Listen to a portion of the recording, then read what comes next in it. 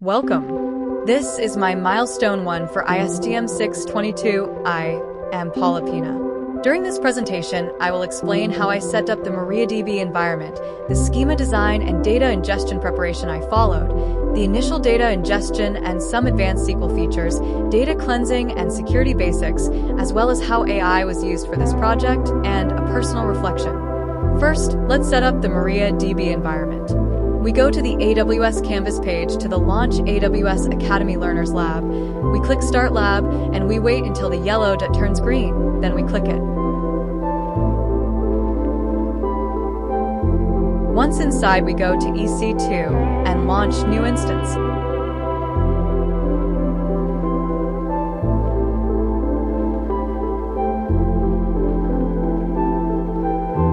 We name it.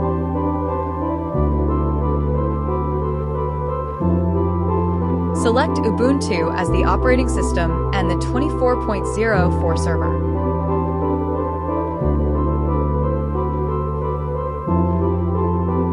We leave the default 64-bit architecture as well as the instance type, and we select the key pair name.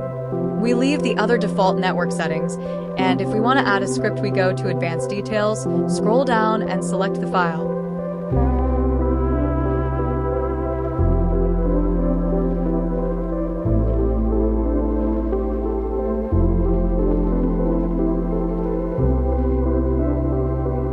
We click Launch Instance. Click there. Click there, connect. Connect. Connect again, and now we just wait for it to load.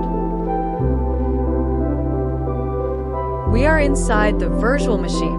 Once we are in, we go sudo su. Now we are a super user, then we will update and upgrade the server with sudo apt update and sudo apt upgrade. Once upgraded, we can go to mariadb.org/download. We go to Mariad server repositories. We choose the 24.04 distribution, the version 11.8 and Accretive Networks. We copy and paste the script. Then we do cd/etc/apt/sources.listd, and we create a new file with nanomariad.sources. We paste the script, we save, and exit. Now we can download Mariad with the following commands. Copy-paste, and now we have the Mariad repository installed in our server. To run it, we just have to write Mariad. We create our database with create database AetherMart, and use AetherMart to work on it. Now we create empty tables. We create a table for each CSV that will be loaded and set most of the columns as varchar for easier loading. We will transform and normalize them later. Note that I'm calling them raw_suppliers or raw_actual name because this is our raw tables. They have errors and will be normalized in the future. Now we load the data into our tables. The supplier CSV was tricky. Since this CSV had extra quotation marks and commas, I asked AI to create a Python script that would transform a CSV this way. If it detected a comma, replace it with a bar. Unless that comma was inside quotation marks, then replace that comma with a line to match the rest of the emails.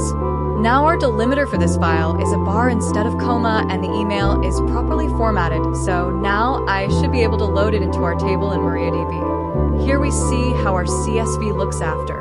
This is the Python code AI generated and was used for this transformation. No corrections were needed, and it worked as it was supposed to. Now we load the data with load data local in file into our desired table, where the fields are terminated by bar and the lines terminated by \n. 3 values were repeated in the primary key, so those were dropped and not added into our table. Here is how our table looks like. Now we do the same for the rest of the tables, but using the comma as field delimiter. We have the reviews, products, orders, order items, customers, and categories. Now we need to transfer the raw tables into clean normalized tables. For that, we create clean tables with the columns not with varchar, but the actual value type we want to store. For some we just dump as they were raw, and others we need to do some changes. Like in the reviews, we set just numbers for the columns with IDs and the ratings detecting the null or invalid values. We do the same for products, and for orders we standardize the date with case when.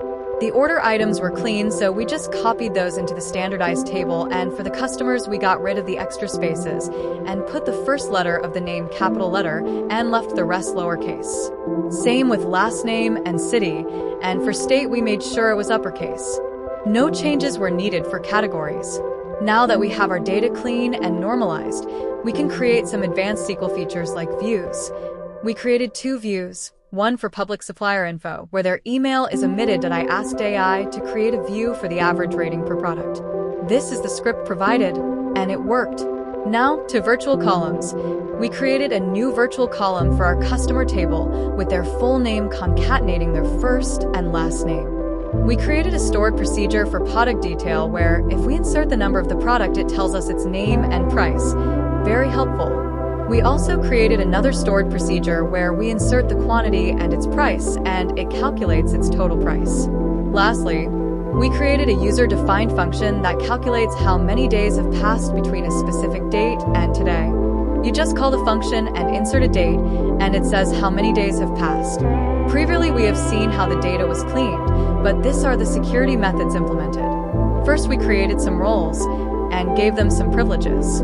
We created roles to read, to write, to migrate, load, and an admin role, as well as an analyst. We gave its role its respective privileges. For example, to the admin role we gave all privileges, but for the read only we granted only select.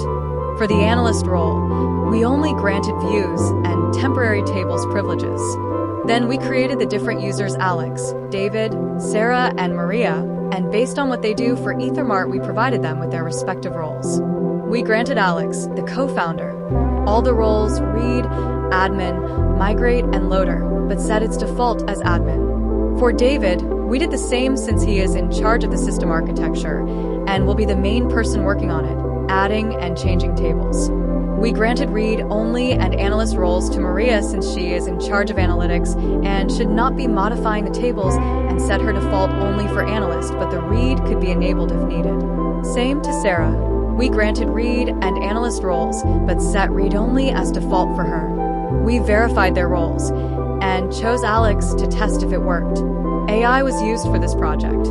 Before, it was mentioned some scenarios where AI was used, but throughout the project it was mainly used as trouble resolution, where if I had an error or a warning I would take a screenshot, and we would work on it, sometimes needing several prompts until it worked as supposed to. I also tried to use it to create the scripts, but it did not know exactly what I wanted to say for each slide. So I was now satisfied with the script provided, so I ended up writing manually myself the script.